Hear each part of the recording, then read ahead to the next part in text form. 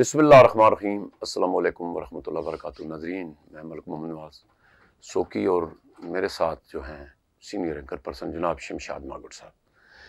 नाज़रीन, बहुत ही ज़्यादा अवाम परेशान हैं कि जी ये 24 को जो धरने की कॉल आ रही है ये बहुत ख़तरनाक कॉल है और लोग अभी से चीज़ें ले के स्टॉक करना शुरू कर दिए हैं, पता नहीं कब तक रहेगा और परेशानी हैं। चलते हैं शमशाद साहब के पास कि क्या खबरें हैं। अस्सलाम वालेकुम सर। वालेकुम सलाम। क्या भाई जी, ठीक हो? अल्लाह का करम है। सर जी ये बताएं कि आप यकीन मानिए हर बंदा सहमा हुआ है कि बनेगा क्या। जिन लोगों ने आगे पीछे जाना था कहीं सफ़र पे वो रुक गए हैं कि हो सकता है रोड किसी वक्त भी बंद हो जाए और सामान मिले ना मिले, स्टोरों पे चले जाएं तो रश लगा हुआ है। तो आप इस पे क्या नज़र रखी है आपने? बिस्मिल्लाहिर्रहमानिर्रहीम। सोकी साहब, असल में तो मुल्क की हालत मुआशी हालत जो है हमारी पहले ही बहुत कमज़ोर है। जी जी। लेकिन इधर पीटीआई का धरने पे धरना, तकरीबन ये देखें ना, कुछ ना 15-20 दिन के बाद धरने की अनाउंसमेंट हो जाती है। जी जी। उसमें पीटीआई भी अपने हक पे है क्योंकि उनके साथ बड़ा जुल्म नाइंसाफ़ी हुई है। जितने पर्चे इमरान खान के खिलाफ हुए हैं जी जी, वो सारे में तकरीबन उनकी जमानत हो चुकी है। अगर जमानत हो चुकी है तो उनको रिहा होना चाहिए। बुशरा बीबी भी रिहा हुई हैं।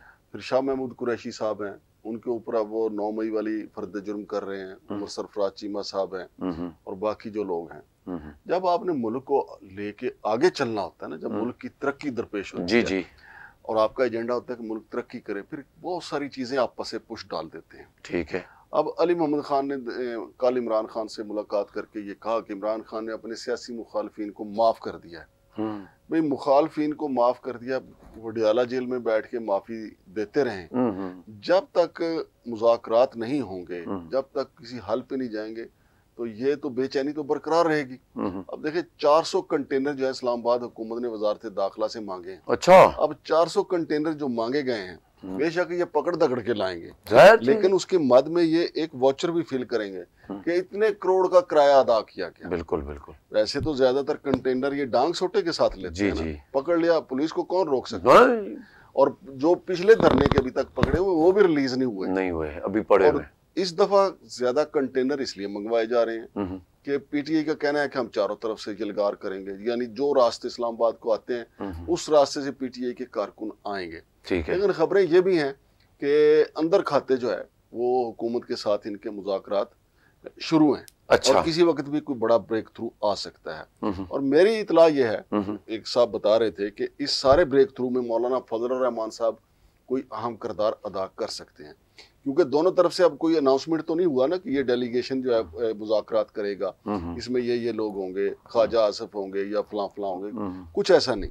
लेकिन मेरे एक ज़राए का ये कहना है कि मुज़ाकरात होंगे, लेकिन इस मुज़ाकरात में मौलाना फजलुर रहमान का जो है वो किरदार बड़ा अहम होगा, किरदार अदा कर सकते। मौलाना फजलुर रहमान को चूंकि पीटीआई वाले भी पसंद करते हैं अब, क्योंकि उनके साथ उनके वो सारे मामलात जो हैं, मोहब्बत प्यार जो है वो काफी आगे जा चुका हुआ है। इसी तरीके से अगर आप देखें तो मौलाना फजलुर रहमान को नवाज शरीफ भी बड़ा एहतराम देते हैं, जरदारी साहब भी एहतराम देते हैं, और ये अच्छी बात है। अगर सियासतदान मिल बैठे अच्छी बात है, और एस्टेब्लिशमेंट भी इस जिम्मेदारी को अपनी को महसूस करे कि एस्टेब्लिशमेंट को अवाम की नजरों में नहीं गिरना चाहिए।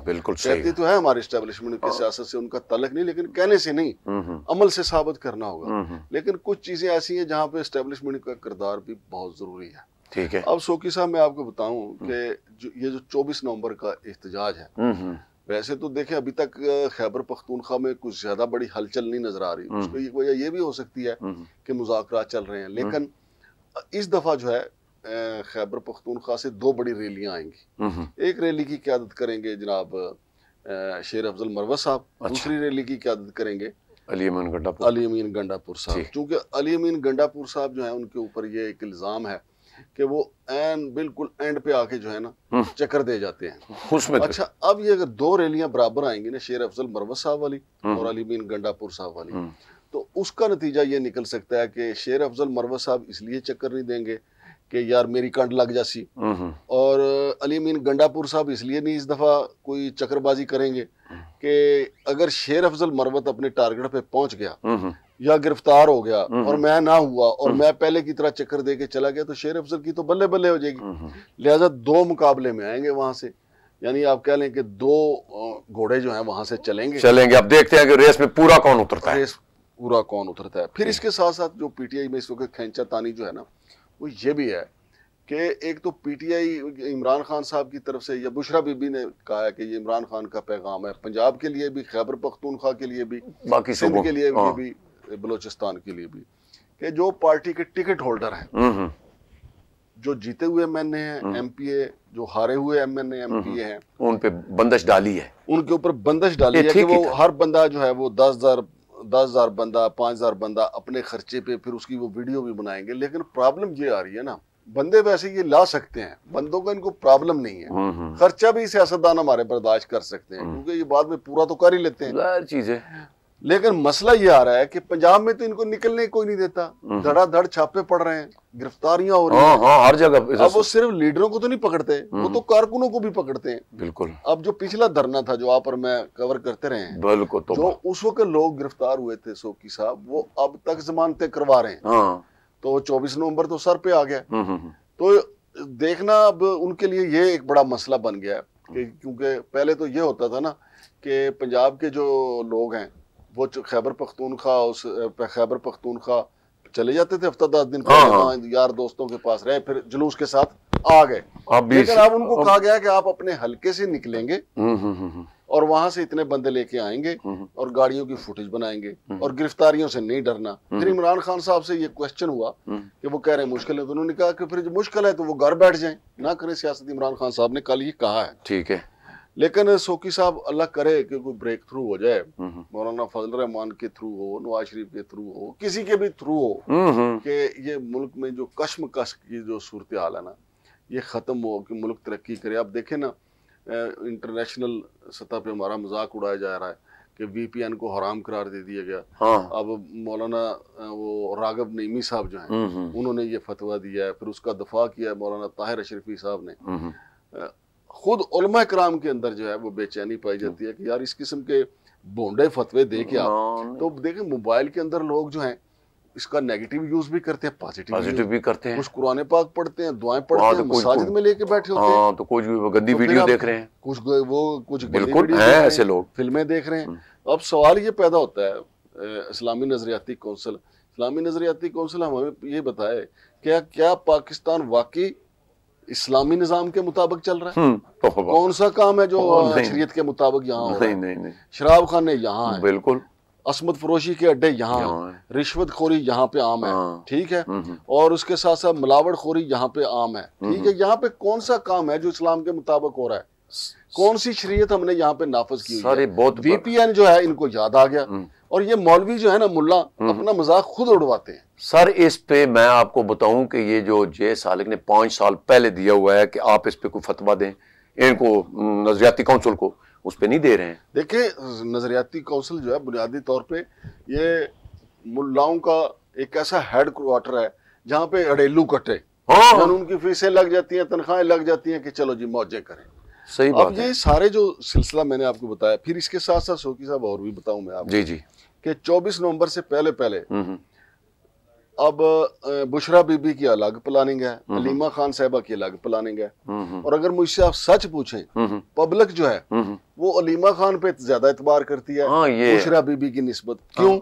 बुशरा बीबी की वजह से देखे ना इमरान खान को तोशा खाना वाला जो केस है वो ले डूबा बुशरा बीबी की वजह से ना, अंगूठियां तो पता नहीं क्या से क्या जो है। इमरान खान को तो इन चीजों का शौक नहीं है, अलीमा खान साहबा ने तो नहीं लिए। और फिर फरा गोगी जो थी उसका इमरान खान से तो कोई तल्लक नहीं था, वो तो बुशरा बीबी से तल्लक था।